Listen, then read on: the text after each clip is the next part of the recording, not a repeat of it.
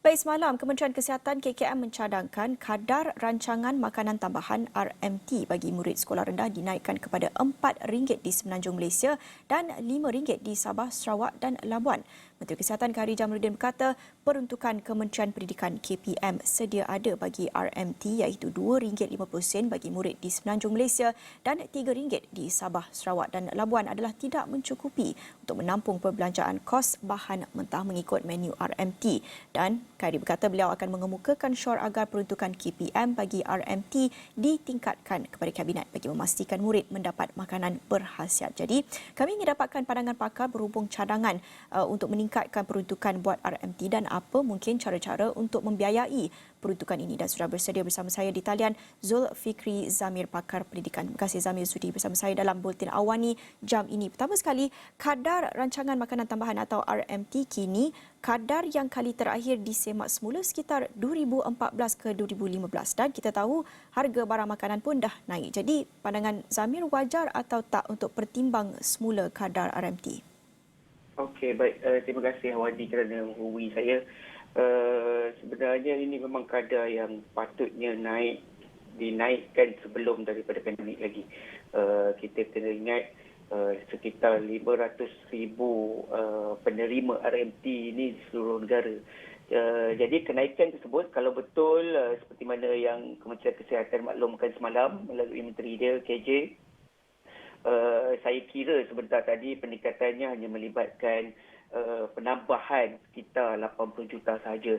Kita kena ingat pada ketika ini kos untuk makanan RMT ini adalah sekitar 250 juta sehingga 300 juta setahun untuk 190 hari yang akan melibatkan lebih kurang dalam 500 ke 600 ribu penerima lah. Dan kita juga kena ingat penerima yang sebelum ini adalah penerima yang bergantung kepada purata garis kemiskinan yang lama iaitu 980.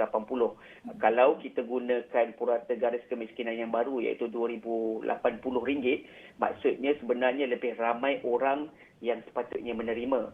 Jadi kos untuk makanan RMT ini kalau RM2.50 untuk 190 hari sepanjang tahun kepada 500,000 anak-anak, kos dia hanya 250 juta sehingga 300 juta. Tapi sebentar tadi saya kira kalau kita naik daripada RM2.50 kepada RM4, kos itu hanya akan bertambah 80 juta sahaja iaitu 380 juta. Jadi saya fikir kerajaan boleh cari di mana 80 juta lagi yang kita nak tambah tu sama ada peruntukan itu boleh disalurkan oleh Kementerian Kesihatan ataupun mungkin boleh bahagi dua, 40 juta Kementerian Pendidikan, 40 juta Kementerian Kesihatan misalnya, sebab ia bukanlah kadar yang banyak, ia hanya melibatkan 80 juta saja untuk makanan anak-anak kita yang makan sepanjang tahun.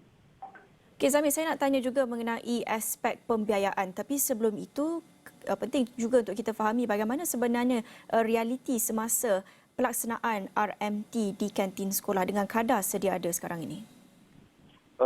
Itu sebab dia sebenarnya kadar yang terlalu sedikit itu dia memberi kesan bukan sahaja kepada kanak-kanak. Ia juga memberi kesan kepada pengusaha kantin. Pengusaha kantin memang pening kepala dia nak cari dekat mana ayam, ikan yang murah dan juga sayur-sayur yang mereka nak masukkan dalam kategori RM2.50 itu. Dan kita juga kena ingat bahawa ketika pandemik berlaku pada hujung 2020, UNICEF ada keluarkan satu kertas kajian seolah-olahnya nak memberi amaran kepada kita. Yang pertama, dia nak bagi tahu bahawa ada lebih kurang 4 juta kanak-kanak kita yang sebenarnya dalam golongan food insecure. Maksudnya ketidakcukupan makanan. Kenapa 4 juta anak-anak ini terlibat dalam food insecure ini? Sebab pada tahun 2019 ketika kajian tersebut dilaksanakan, lebih kurang 3.5 juta keluarga, 10% daripada kita punya populasi memang sebenarnya berdepan dengan kekangan kewangan.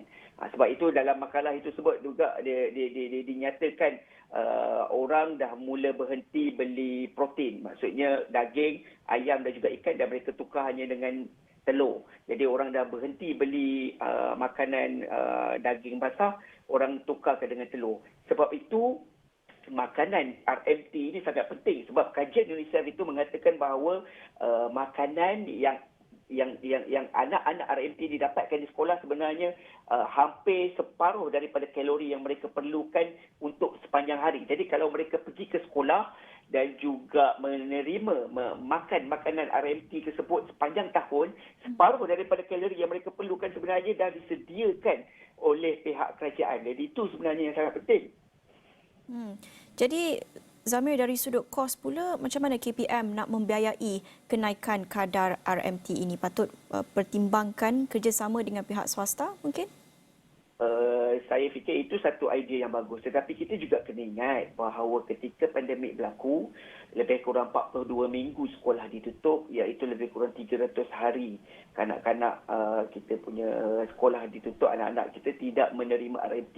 Jadi kita juga nak tahu bahawa ke mana duit yang ketika PKP tersebut dilaksanakan, adakah duit tersebut dialihkan ataupun dipulangkan semula kepada Kementerian Kewangan. Jadi sepatutnya kita ada satu amount duit yang sebenarnya tidak digunakan.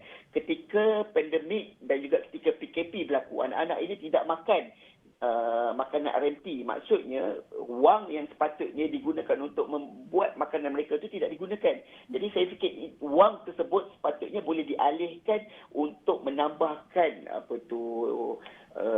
harga seperti mana yang kita bincangkan sekarang inilah. Cuma kita juga faham semua bajet-bajet yang tidak digunakan ini pada akhirnya disalurkan semula kepada Kementerian Kewangan, orang kata dipulangkan semula lah. Jadi sebenarnya ia tidak memberi kesan yang sangat besar sebab seperti mana yang sebut tadi, penambahan 80 juta itu hanyalah penambahan kecil sebab ia memberi kesan untuk 500,000 anak-anak kita untuk 190 hari.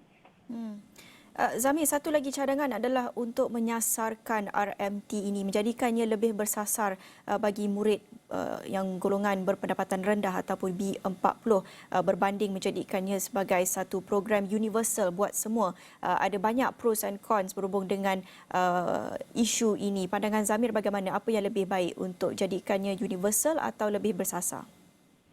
Saya berpandangan cara yang paling baik pada hari ini sebenarnya ialah program sarapan percuma. Hanya melalui program sarapan percuma ini kita dapat pastikan lebih ramai anak-anak akan mendapat makanan berkhasiat seperti mana yang sepatutnya mereka dapatkan. Kenapa saya sebut itu? Sebab kita punya purata garis kemiskinan PGK kita hanya disemak semula pada tahun 2020 ketika pandemik berlaku. Jadi seperti mana yang saya sebut sebelum ini, lebih kurang 500 ke 600 penerima RMT sebelum ini sebenarnya bergantung kepada PGK yang lama, iaitu 980. Jadi sepatutnya ketika PGK baru ini diperkenalkan, kita sepatutnya mendapat lebih ramai penerima RMT ini sebab penerima RMT itu sekarang ini PGK-nya ialah 2080. Jadi untuk itu kita di sekitar 2.7 juta kanak-kanak untuk sekolah rendah di seluruh Malaysia ini. Saya fikir kos untuk memberikan sarapan percuma itu lebih kurang dalam 700 juta ke 800 juta sahaja. Atau kalau kita naikkan kadarnya kepada RM4, dia hanya melibatkan 1.6 bilion untuk setahun. Saya tidak fikir kadar ini sebuah kadar yang besar sebab kita kena ingat kita ada duit RMT 300 juta setiap tahun, kita ada duit susu 50 juta ke 100 juta setiap tahun. Jadi kita ada lebih kurang 400 juta setiap tahun khas untuk RMT saja. Kalau kita tukarkan program ini kepada program sarapan percuma, jadi 1.6 bilion tolak 400 juta, kita hanya perlukan lebih kurang 1.2 bilion saja untuk seluruh anak-anak kita di sekolah rendah mendapatkan makanan-makanan yang sepatutnya mereka dapatkanlah. Seperti mana yang saya sebut sebelum ini, UNICEF keluarkan kenyataan pada hujung 2020 tersebut menyatakan bahawa bukan sahaja 4 juta anak-anak kita yang akan terlibat dengan masalah food insecure ataupun ketidakcukupan makanan ini. Ianya melibatkan sehingga 9 juta orang daripada populasi kita, sehingga 30% daripada populasi kita terkesan dengan food insecure sebenarnya.